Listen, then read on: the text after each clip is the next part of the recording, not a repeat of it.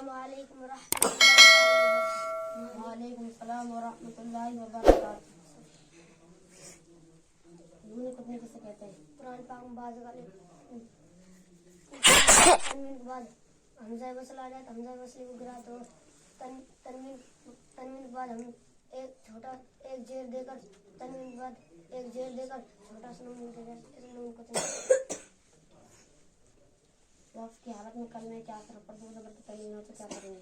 वक्फ का अलम कल में क्या असर पर दो जबर की तलीम लगे तो इसे अलिफ से बदल देंगे। जी वक्फ कौन सी अलामत है, क्या करना चाहिए? यह वक्फ के मौजूद की अलामत है। ये वक्फ के जायज के यह अलामत वक्फ के जायज की अलामत है। ठहरना बेहतर, आगे पढ़ेंगे। यहाँ ठहरना बेहतर, ना ठहरना जायज। सौद वक्फ कौन सी अलामत है, इसको क्या करना चाहिए? यह वक्फ के मुरख्खस की अलामत यहाँ मिलाकर करना चाहिए। चलो करेंगे।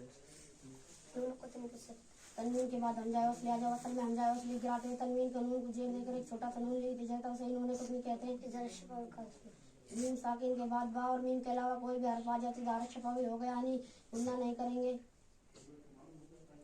तस्दीद किसे कहते हैं? तीन दन्ना वाले शकल को तस्दीद कहते हैं, जिस रब पर तस्दीद उसे मुसद्दद कहते हैं।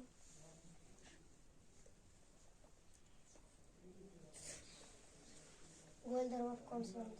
यह उसका काम और आयत मुकम्मल होने की अलामत है, यहाँ ठहरना बेहतर है।